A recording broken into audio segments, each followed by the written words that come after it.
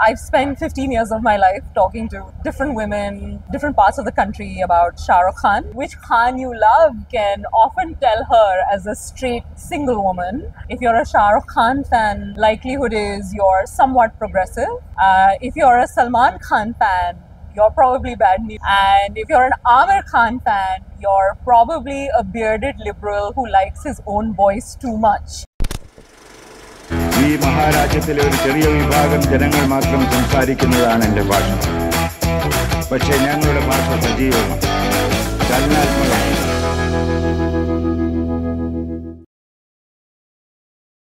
There is something in your book, how someone's told you about this, I guess,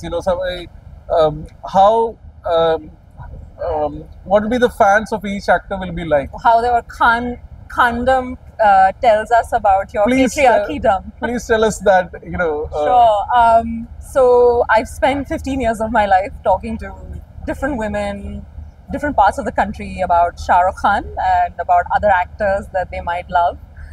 And one of the things one particular fan said to me, and it stayed with me, and it's a quote that kicks off one of the chapters, is she says that which Khan you love can often tell her as a straight single woman what this man is like when it comes to his liberalism, when it comes to social attitudes in women. So she says, if you're a Shah Rukh Khan fan, likelihood is you're somewhat progressive.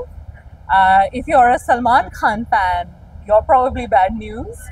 And if you're an Aamir Khan fan, you're probably a bearded liberal who likes his own voice too much.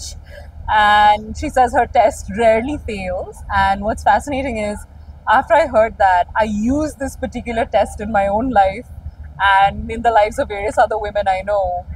And it kind of holds up.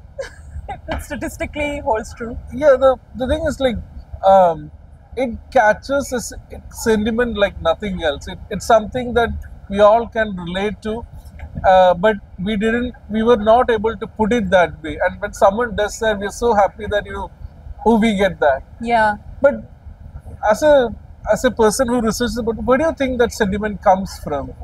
So, it's something we were discussing today, in fact, in this session, which is, let's start with some facts about where we are as a country, particularly if you're a woman who's trying to be economically independent in the country. We are still in the bottom 5 of the world when it comes to economic opportunity for women. We are still in the bottom 5 when it comes to men helping in domestic labor, right, and doing housework. And I think if you put these two facts together, what that suggests is this is a fairly suffocating space, I think, for a lot of young women who are trying to be independent, live lives of dignity, freedom, live life on their own terms, right? Have livelihoods and love affairs on their own terms. And I think when you have a very suffocating atmosphere, everyone's looking for release, everyone's looking for escape, everyone's looking for comfort, looking for entertainment. I think for the women I find, they rely on Shah Rukh Khan. And I think that's where that sentiment comes from, that there is this link they feel between how he portrays himself, particularly in his interviews, and I think also what they project onto him, because they love him very much based on their life experience, that the sentiment of what he means to the young, aspirational, independent young woman, which is he is a beacon of a very alternative masculinity, a masculinity that's not interested in lecturing you. I think it's a masculinity that's interested in understanding these women, right? And I think he holds up to that, even if there are movies where he's playing a stalker, or there are movies where he may not be doing great things to women. But on average, if you look at the median experience of the things he does in his interviews, in his movies, it's a more loving, very different kind of man showing up in the world. And I think for a lot of women, they appreciate that, given this kind of very suffocating environment in which we're operating and trying to actuate our ambitions. How did a woman who was once in a college studying nothing to do with films end up writing a book about Shah Rukh Khan? So, I'm a mad fan. Let's start with that, be honest. I absolutely love him. And what happened was, in 2006, I went to this low-income community in Gujarat, and I was supposed to do a very simple survey on women who were working from home. They were making incense sticks and garments, earning about a quarter of minimum wage. And I was trained in economics. I had gone with a very traditional economic questionnaire. I wanted to know how much money these women were making, how many hours they work, very standard stuff. But these women looked so hideously bored when I started asking them these questions. And, they joked with me. They said, all you women, and they used to call me Sarve Wali Didi. And they'd say, all you women come with kajal in your eyes, in your khadi kurta, and often you're Malayali or Bengali. I'm Bengali. And you ask us all these questions and you take all this data from our lives, but nothing changes. So what's the point, right? So let's talk about something else. And I realized this traditional questionnaire model was just not working. So as an icebreaker, I started asking all these women about their favorite actor. And surprisingly, I was always told that Shah Rukh Khan's fan base was very elite, urban, NRIs.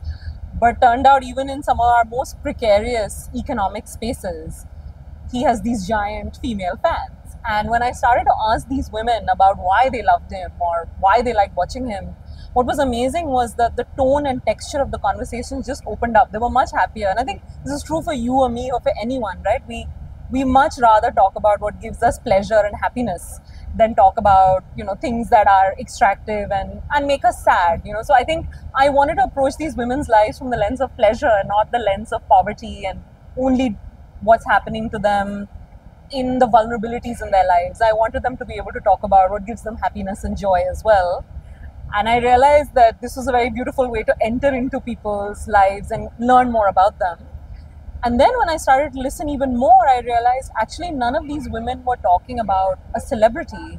They were talking about how difficult it was for them to find money to be able to watch him, to find mobile phones on which they can see his images or songs, how hard these women had to work to find safe public spaces where they could just watch a simple thing as a movie together. And so, in economics, we do this all the time, right? We call these proxies for purchasing power. We want to know whether you can buy bread or if you want to buy a shirt, if you can buy it.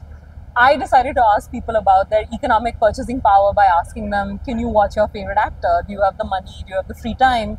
And I realized this was a very unusual way, but a very joyous way actually, to talk about some very hard economic facts, but make it such that all these women were also happy to talk to me about it. In a way, you are writing about cinema.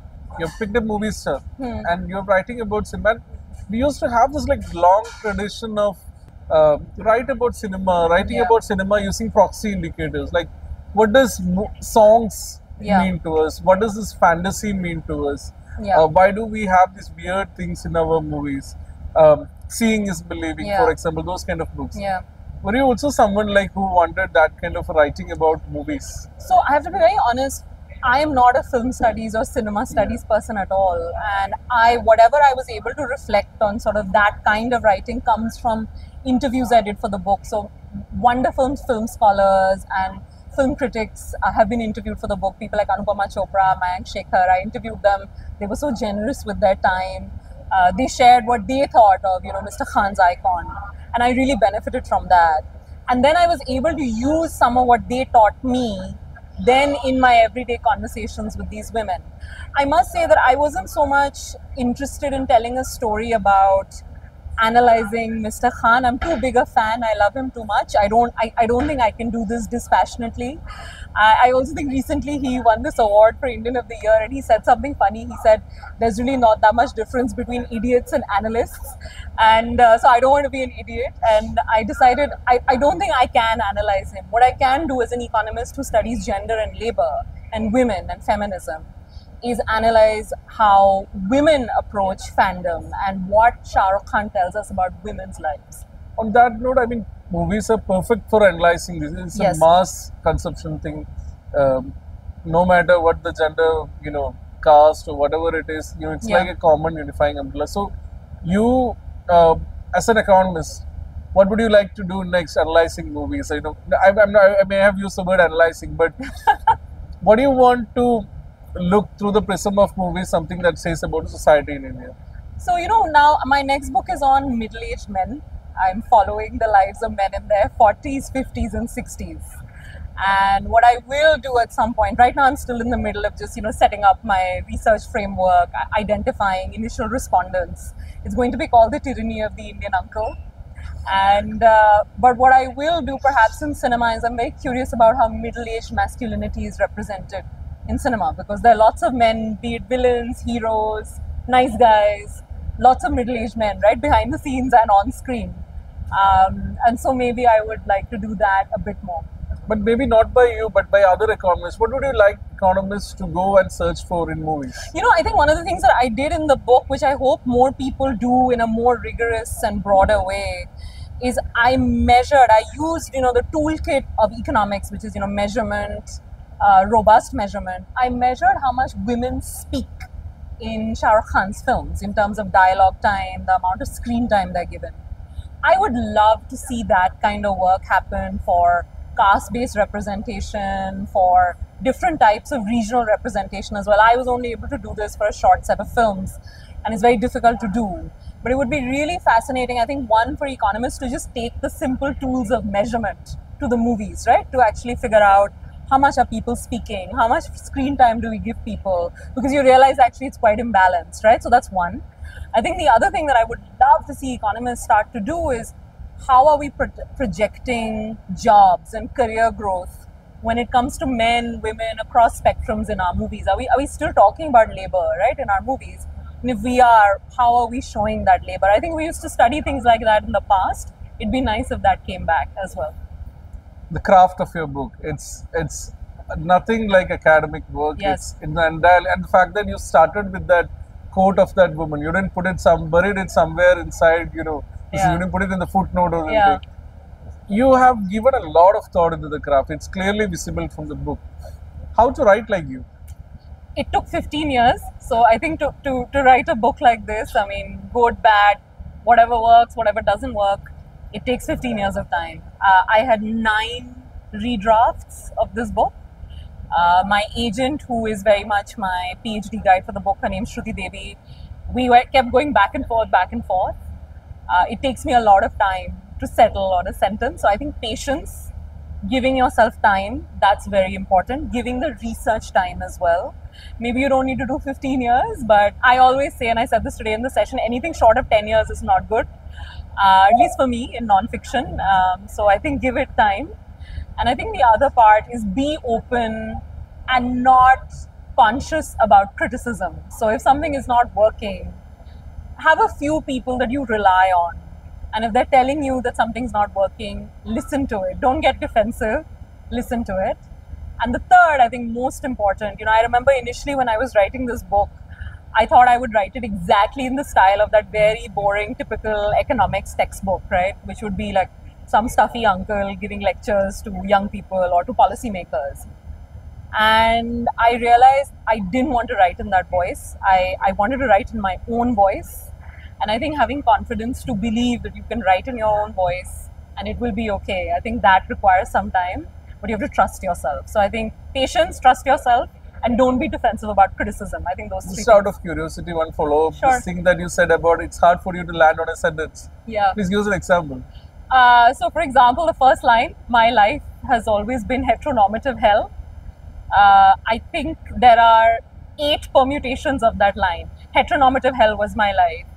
In 2020 something, my life was heteronormative hell. Like the constant tonality of that, I kept changing around till I finally landed on one thing that instinctively felt right. So it takes me time, so you can have words, but you can always play around with them, right? And I think I'm one of those people who sadly plays around too much with the words and the permutations and the combinations. And so it takes me some time. But then how do you know you have landed? It's just... I think, that's where this thing of like trusting yourself, and at some point it reads right to you. And there's one other reader that I trust, and in my case it was Shruti, my agent, PhD guide woman. And when it read right to her, it read right to me.